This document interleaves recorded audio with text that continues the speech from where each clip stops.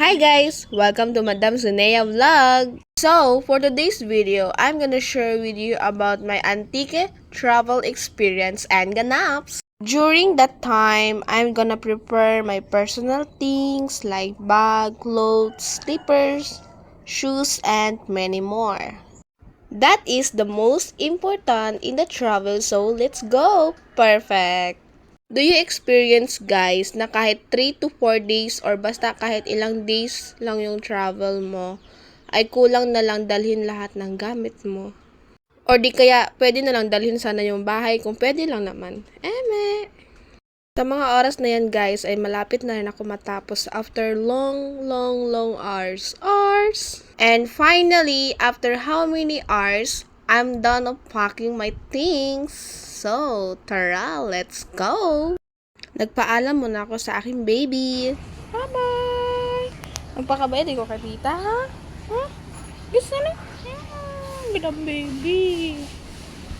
At ayan, nakipagkulitan pa nga sa akin si Natnat. Pasalubong po, sabi niya. Pagkatapos ko nga magpaalam kay Natnat ay nag-outfit check na ako. Ems! Perfect. O, ayan talagang ganap na ganap talaga yan siya. Fast forward, nasa biyahe na po ako and I am living in Kalibo. I expected na 3 to 4 hours because I searched in Google Maps. While nasa biyahe, kumain na nga kami dyan ng cookies. After 1 hour and 30 minutes, we're here in Antique. During that time, I'm gonna enjoy the province vibes. More on trees, like you feel the real probinsya na tinatawag ba. After all my travel experience in different places, this is the one I like because the vibes and you feel the fresh air.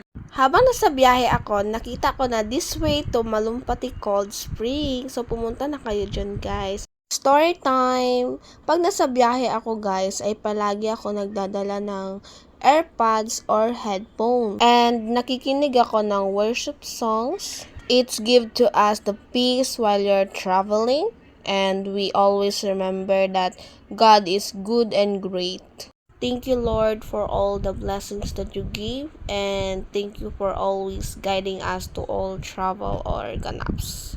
Sa dami nga, guys, na nadaanan namin na hindi ko na alam kung ilang tulay na ba ang nadaanan namin at napakarami talaga at grabe talaga nakapagod sa biyahe. Pero wala ginusto mo yan di panindigan mo. Nakailang stopover na rin kami guys at ayan, nagutom na nga ni. At umorder na rin kami guys at kumain na rin. Yummy, perfect. Pagkatapos namin kumain, nagbiyahe ulit kami at kung pwede lang sana na Kalibo to Antique na airplane ba ginawa na namin. Napakalayo talaga. Finally, after 6 to 7 hours, nandito na rin kami sa staycation at nag-check-in na rin kami dyan at pagod na talaga kami sa biyahe. Pero mga 30 minutes na nga ang aming pahinga dyan at umalis talaga kami at ayan yung tricycle na sinakyan namin at nagkasya naman talaga kami dyan at pumunta na nga kami sa Robinson Place Antique. During that time, I'm so very excited because my last Robinson Gala, which is nasa Manila ako at doon sa main Robinson nila, Galleria. Pag nasa Metro Manila tayo guys, ay napakalapit ng mga malls, pero pag sa province tayo ay magbibiyahe pa talaga. During that time, pumasok na rin kami sa Robinson Antique, so we enjoy it and warang-warang ba. So, nag-aura-aura na karon si Madam Jo. Oh, perfect. During that time, si Madam naman ay naghahanap ng shops para mabilhan ng pasalubong para kay Natnat at Tita Mika. So, warang-warang muna. Na para bang hindi sila nag 6 to 7 hours na biyahe para lang mag-Robinson ba? Ayan, nag-aura-aura muna si Madam Jo at si Madam Shanea. So, ayan, nagwarang-warang na talaga at pumunta na kami sa second floor at ayan ang view.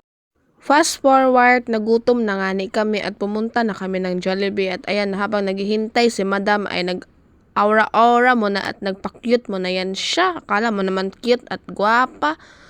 Akala lang naman pala okay na lang yan. After an hour, finally, nandito na rin yung order namin at kumain na dyan ako ng spaghetti at inuna ko talaga ang spaghetti bago ang chicken and rice. So, ayan.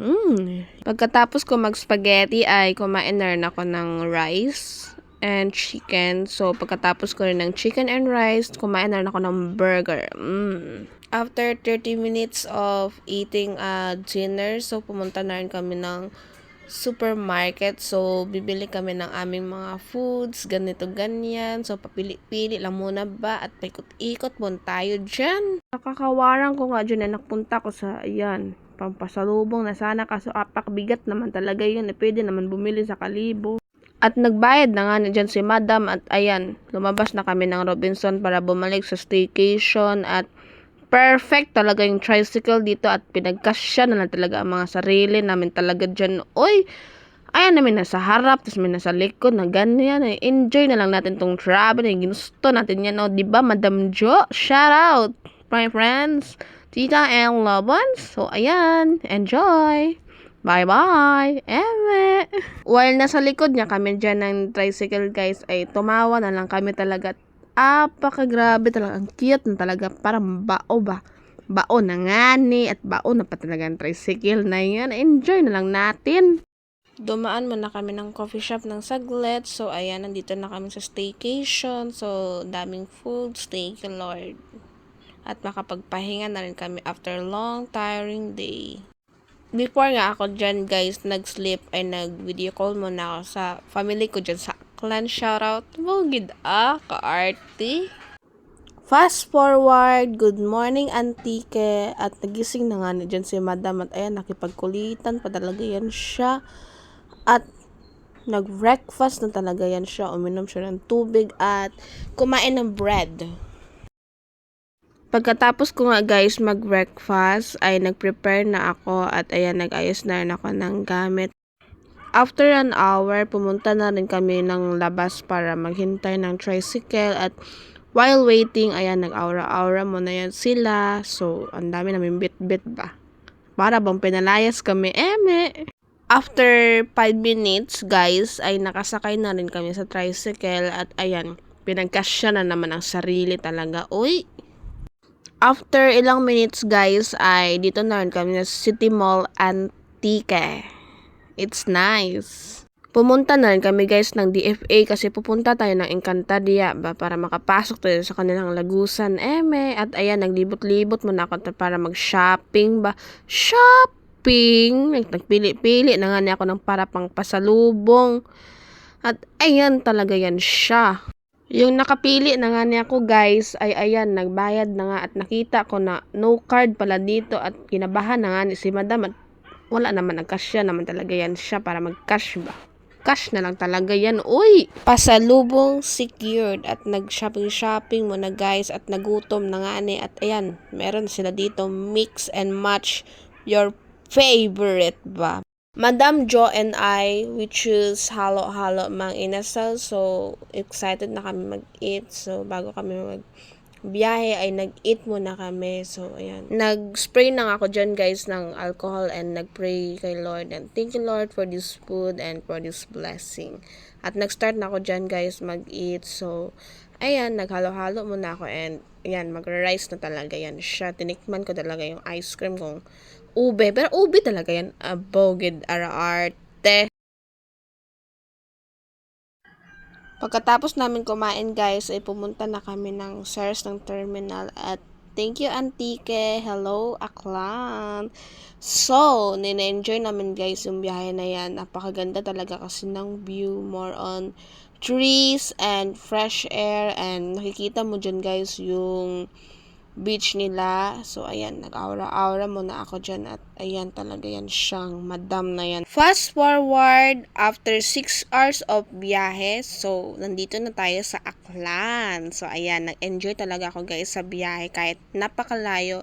Importante mag-experience tayo. Thank you so much. Pagdating ko, guys, ng Kalibo ay pumunta agad ako ng City Mall at SM Cherry para bumili ng pasalubong para sa aking baby Nat. So, ayan, nagpili-pili muna ako. Pagkatapos ko nga dyan, guys, pumili ay nagbayad na rin ako at secured na ang pasalubong para sa aking baby Nat. At uhaw na nga dyan si madam at bumili na siya ng water at ayan, uminom na talaga yan. Super uhaw at super pagod sa biyahe. Pero okay lang naman yan siya. At umorder na rin guys ako ng food dahil deserve ko naman talaga kumain dahil ang pagod talaga sa biyahe. Apakalayo. Pero thank you so much Lord for the experience, for all the blessings that you gave. I hope that marami pa akong travel na may experience not only in the Philippines but also in other country. Wow, thank you Lord. In God's perfect time. So pray lang tayo and work hard. Thank you so much Lord. During that time, I really miss Nat Nat. So, ayan, pagkatapos ko kumain ay pauwi na rin ako sa bahay. After 30 minutes of biyahe, nandito na rin ako sa bahay at ayan, miss na talaga ang baby ko na yan. So ayan, nag-playtime muna kami ng baby Nat Nat at excited na rin yan siya sa pasalubong niya. Ayan. Pero mas excited ako guys na magbigay ng pasalubong para sa aking mga puppies. So ayan, si Nat Nat and other puppies guys na inahalagaan namin dito sa bahay. So, uminom muna ako ng tubig dahil lang sa sobrang pagod sa biyahe. Iba kasi yung feeling guys na nagbibigay ka na para bang ang gaan-gaan ng loob mo. At ayan, napaka-excited talaga ng baby ko na yan at mga other puppies. At hindi ko na guys pinatagal at binigay ko na nga ang pasalubong ko kay Tita Mika kasi siya nga ang nagbantay kay Nat Nat. At binigyan ko na rin guys ang aking mga puppies. So, ayan. Meron silang dog food and other pasalubong. Thank you, Lord, for all the blessings. Thank you also, Madam Jo, for sharing your blessings. And I hope that all your dreams will be fulfilled in God's perfect time. Thank you so much, guys, for watching. Bye-bye. See you in next vlog.